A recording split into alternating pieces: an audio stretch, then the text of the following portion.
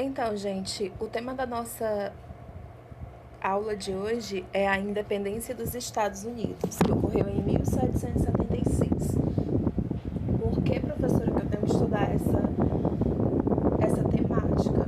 Porque ela é importante para a gente entender sobre a nossa própria independência e porque os Estados Unidos é um país muito influente no mundo inteiro, né?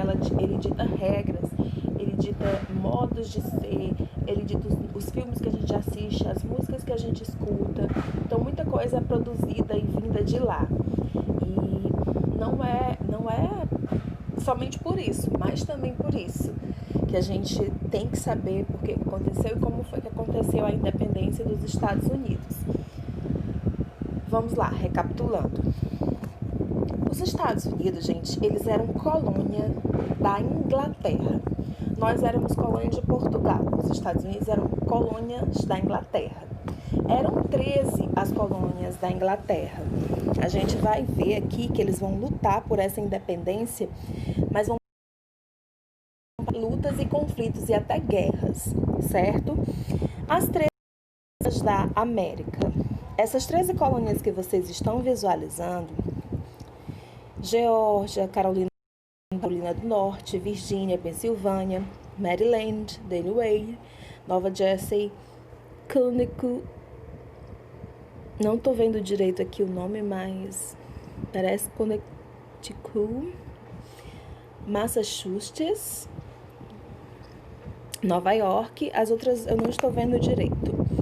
Mas, enfim, colônias, certo? No território da América do Norte, que eram governadas, que eram administradas pela Inglaterra.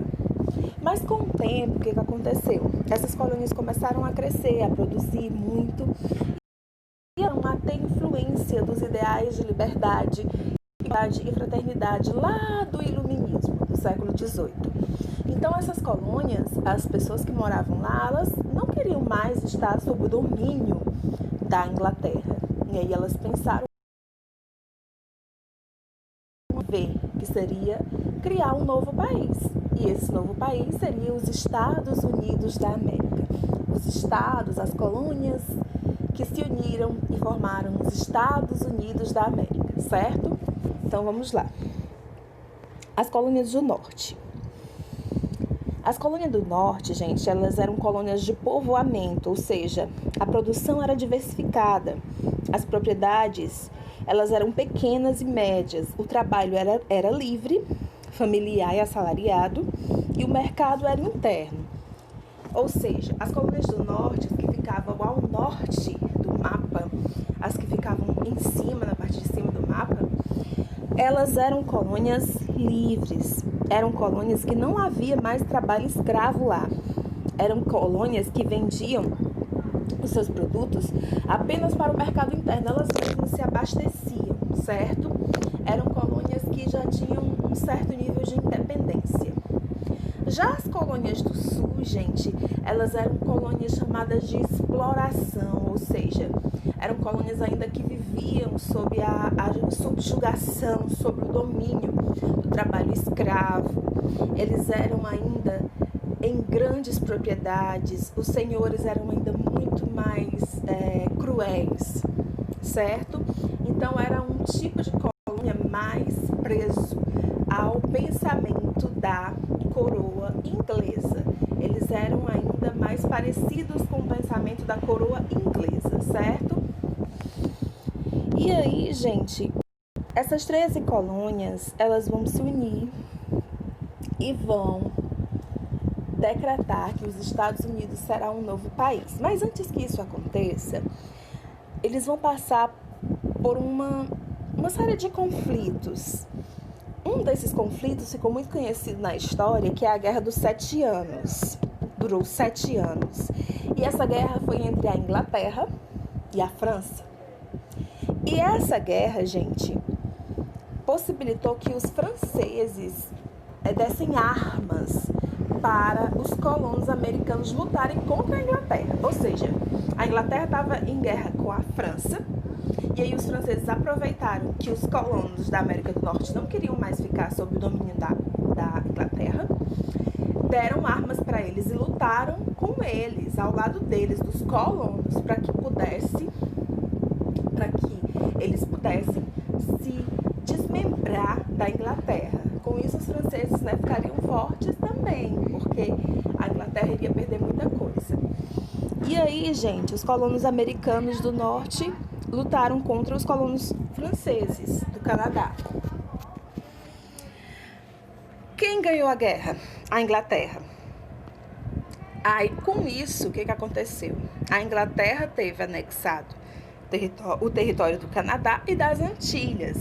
A Inglaterra ficou ainda mais poderosa.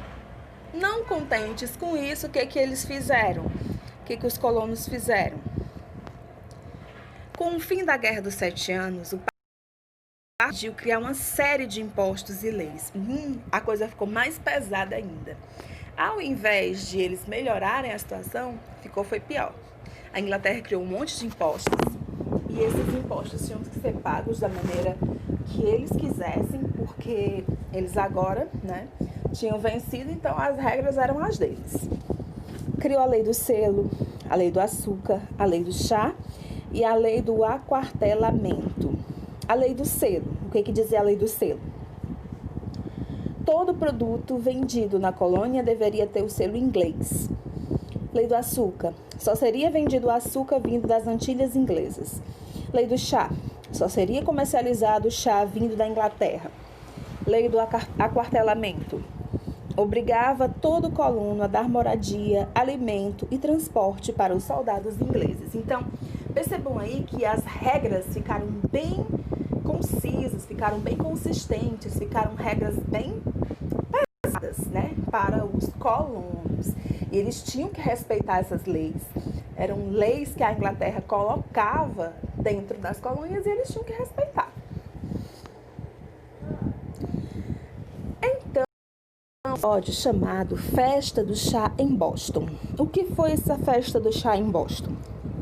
Nome pelo qual é conhecida a destruição de centenas de caixas de chá retiradas dos navios ingleses no porto de Boston por comerciantes disfarçados de índios. Então, uma maneira que eles encontraram de revidar, de lutar contra o pesado jugo da Inglaterra foi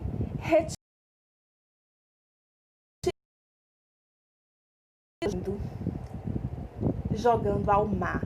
Eles surrupiaram, eles pegaram centenas de caixas de chá e jogaram ao mar. Então, o que a Inglaterra fez? As leis intoleráveis. O que significa leis intoleráveis? Uma pessoa intolerante é uma pessoa que não tolera as coisas, que não deixa as coisas acontecerem.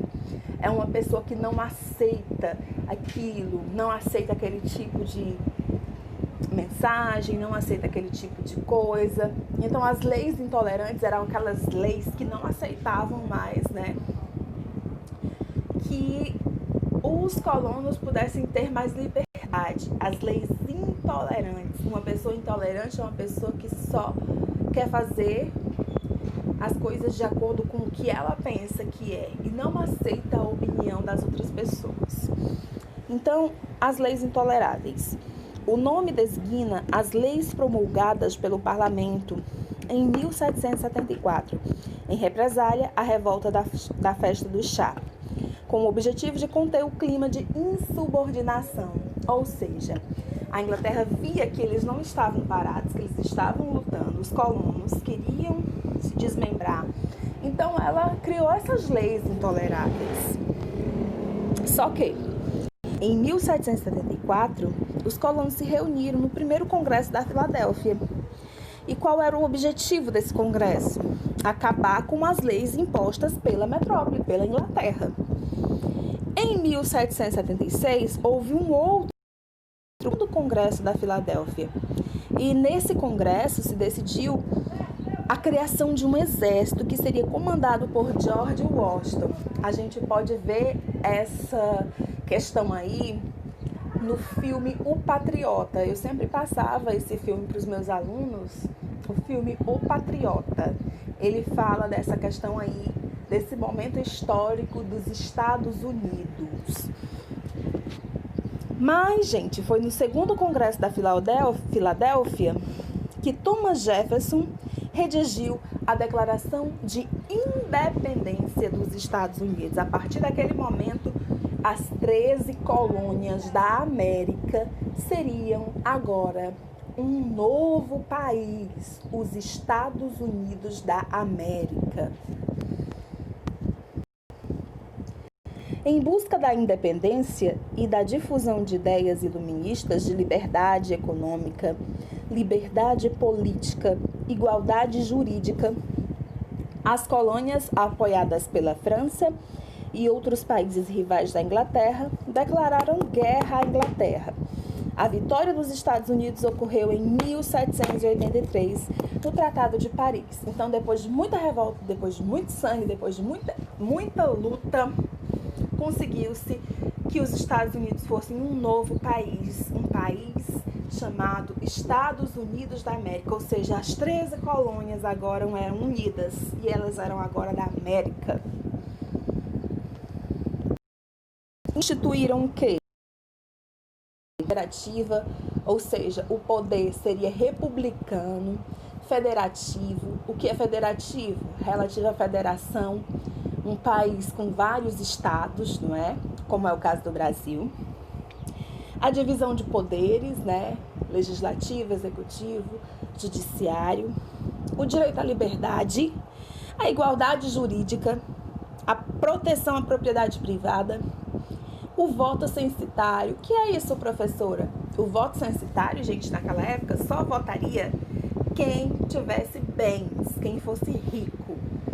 No caso, hoje todos nós podemos votar aqui no Brasil, que o voto é universal, nos Estados Unidos também, o voto é universal. Mas naquela época que os Estados Unidos foram independentes, quem podia votar naquela época eram apenas os grandes proprietários de terra ou comerciantes, pessoas que tinham dinheiro, certo? Não era todo mundo que votava. Índios, negros e mulheres não tinham direitos constitucionais, ou seja, eles não eram reconhecidos como cidadãos, não podiam participar da política. Qual a importância do movimento? Influenciou os demais movimentos de libertação na América ocorridos no século XVIII, no início do século XIX, aliás, me desculpem, e foi o primeiro movimento que se inspirou no iluminismo e triunfou. Então, os Estados Unidos conseguiram seu novo país, conseguiram ter liberdade econômica, conseguiram fazer uma nova nação. Professora, mudou para todo mundo? Não, gente, não mudou para todo mundo. Como vocês viram, muitas classes ficaram ainda subjugadas. As mulheres, os negros, os índios, pessoas ainda não tinham participação nessa política dos Estados Unidos. E aí, muita coisa melhorou já, né? Os negros já conquistaram um certo espaço. A gente teve o presidente Obama, né? O primeiro presidente negro na história dos Estados Unidos. Mas ainda há muito preconceito também. Assim como no Brasil, ainda há muito preconceito a ser vencido. E é isso aí, a gente fica por aqui. Beijos.